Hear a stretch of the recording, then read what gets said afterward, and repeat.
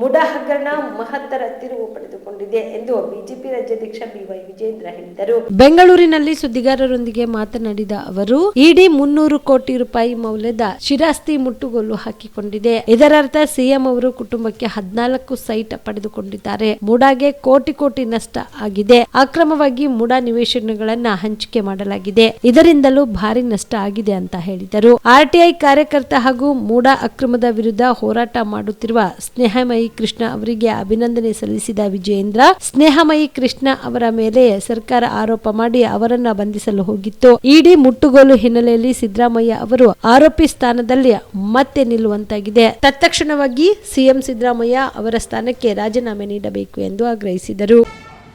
ಮೂಡಾ ಹಗರಣ ನಿನ್ನೆ ದಿನ ಮಹತ್ತರವಾಗಿರ್ತಕ್ಕಂಥ ತಿರುವನ್ನು ಪಡೆದುಕೊಂಡಿದೆ. ಎನ್ಫೋರ್ಸ್ಮೆಂಟ್ ಡೈರೆಕ್ಟರೇಟ್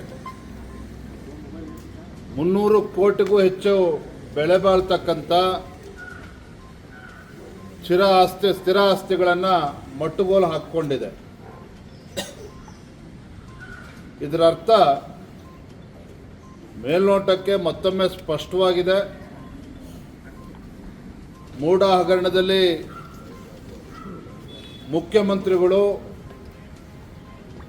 ತಮ್ಮ ಕುಟುಂಬಕ್ಕೆ ಅಕ್ರಮವಾಗಿ 14 ನಿವೇಶನಗಳನ್ನು ಪಡೆದುಕೊಂಡಿದ್ದಾರೆ. ಇದರಿಂದ ಮೂಡಾಕ್ಕೆ ಕೋಟಿ ರೂಪಾಯಿ ನಷ್ಟವೂ ಕೂಡ ಆಗಿದೆ.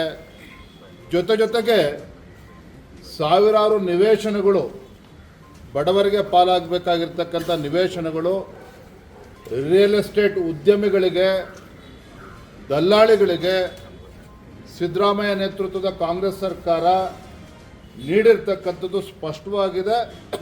ಇದರಿಂದ ಸಾವಿರಾರು ಕೋಟಿ ಸರ್ಕಾರಕ್ಕೆ, ಮೂಡಾಕ್ಕೆ ಇವತ್ತು ನಷ್ಟ ಆಗಿರ್ತಕ್ಕಂಥದ್ದು ಮತ್ತೊಮ್ಮೆ ರುಜುವಾತಾಗಿದೆ.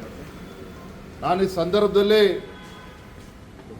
ಮೊಟ್ಟಮೊದಲದಾಗಿ ಸಾಮಾಜಿಕ ಕಾರ್ಯಕರ್ತ ಸ್ನೇಹಮಯಿ ಕೃಷ್ಣ ಅವರಿಗೆ ಅಭಿನಂದನೆಯನ್ನು ಸಲ್ಲಿಸ್ತೇನೆ. ಸ್ನೇಹಮಯಿ ಕೃಷ್ಣ ಅವರು ಈ ಮೂಡಾ ಪ್ರಕರಣವನ್ನು ಪ್ರಪ್ರಥಮವಾಗಿ ಬಯಲಿಗೆ ಎಳೆದಿರ್ತಕ್ಕಂಥವ್ರು. ಸ್ನೇಹಮಯಿ ಕೃಷ್ಣ ಮೇಲೂ ಕೂಡ ಅವರ ಧ್ವನಿಯನ್ನು ಹತ್ತಿಕ್ಕತಕ್ಕಂಥ ಕೆಲಸ ರಾಜ್ಯ ಸರ್ಕಾರ ಮಾಡಿತು. ಕಾಂಗ್ರೆಸ್ ಮುಖಂಡರುಗಳು ಅವನ ಮೇಲೆ, ಸ್ನೇಹಮಯಿ ಕೃಷ್ಣ ಅವ್ರ ಮೇಲೆ ಆರೋಪನ ಹೊರಿಸಿ ಅವ್ರನ್ನ ಅರೆಸ್ಟ್ ಮಾಡ್ತಕ್ಕಂಥ ಹಂತಕ್ಕೂ ಕೂಡ ರಾಜ್ಯ ಸರ್ಕಾರ ಹೋಗಿತ್ತು. ಇದರ ನಡುವೆ ಇವತ್ತು ಎನ್ಫೋರ್ಸ್ಮೆಂಟ್ ಡೈರೆಕ್ಟರೇಟ್ ನಿನ್ನೆ ಈ ಬೆಳವಣಿಗೆ ಏನಿದೆ, ಇದು ಮತ್ತೊಮ್ಮೆ ಸಿದ್ದರಾಮಯ್ಯನವರು ಅಪರಾಧಿ ಸ್ಥಾನದಲ್ಲಿ ನಿಲ್ಲಿಸ್ತಕ್ಕಂಥ ಕೆಲಸ ಆಗಿದೆ. ಇದರ ನಡುವೆ ಏನು ಹಿಂದೆ ರಾಜ್ಯಪಾಲರು ಪ್ರಾಸಿಕ್ಯೂಷನ್ಗೆ ಅನುಮತಿಯನ್ನು ಕೊಟ್ಟರು ಸಿದ್ದರಾಮಯ್ಯನವರ ವಿರುದ್ಧ ಮೂಡಾ ವಿಚಾರದಲ್ಲಿ, ರಾಜ್ಯಪಾಲರ ಮೇಲೂ ಕೂಡ ಅಪವಾದನ ಹೊರಿಸ್ತಕ್ಕಂಥ ಕೆಲಸ ಸಿದ್ದರಾಮಯ್ಯ ನೇತೃತ್ವದ ಕಾಂಗ್ರೆಸ್ ಸರ್ಕಾರ, ಸಚಿವರುಗಳು ಕೂಡ ಮಾಡಿದ್ರು. ಕ್ರ್ಯಾಶ್ ಕೋರ್ಸ್ ಅಂದರೆ ಒಂದು ಅಲ್ಪಾವಧಿ ಕೋರ್ಸ್ ಸರ್. ಇದು ಶಾರ್ಟ್ ಟರ್ಮ್ ಕೋರ್ಸ್ ಅಂತ ಕರಿತೀವಿ. ಕೋರ್ಸ್ನ 30 ಡೇಸಿಂದ 45 ಡೇಸು ಇರುತ್ತೆ ಕ್ರ್ಯಾಶ್ ಕೋರ್ಸು. ಬೆಳಗ್ಗೆ 8ರಿಂದ ಸಾಯಂಕಾಲ 8 ಗಂಟೆವರೆಗೂ ಕೋಚಿಂಗ್ ವ್ಯವಸ್ಥೆ ಇರುತ್ತೆ. ಪ್ರತಿ ಸಬ್ಜೆಕ್ಟು ಅಂದರೆ ಫಿಸಿಕ್ಸ್, ಕೆಮಿಸ್ಟ್ರಿ, ಬಾಟ್ನಿ, ಝುವಾಲಜಿ ಪ್ರತಿ ಸಬ್ಜೆಕ್ಟು ಕೂಡ 1.5 ಅವರ್ ಟೀಚಿಂಗ್ ಮಾಡ್ತೀವಿ, 90 ಮಿನಿಟ್ಸು. ಮತ್ತು ಡೈಲಿ ಟೆಸ್ಟು ಕೂಡ ನಾವು ಕಂಡಕ್ಟ್ ಮಾಡ್ತೀವಿ ಪ್ರತಿದಿನವೂ. ಎಕ್ಸೆಲ್ ಅಕಾಡೆಮಿಯಿಂದ ನಾವು ಏನು ಮಾಡ್ತೀವಿ, ಕಾನ್ಸೆಪ್ಟ್ ಮಾತ್ರನೇ ಹೇಳ್ಕೊಡ್ತೀವಿ. ನೀಟಿಗೆ ಬರೋ ಕಾನ್ಸೆಪ್ಟು, CETಗೆ ಬರೋ ಕಾನ್ಸೆಪ್ಟೇ ಹೇಳ್ಕೊಡ್ತೀವಿ ಆ 45 ದಿನದಲ್ಲಿ. ಅನ್ವಾಂಟೆಡ್ ಅವ್ರಿಗೆ ಚಾಪ್ಟರ್ಸ್ನ ನಾವು ಓದಿಸಲ್ಲ.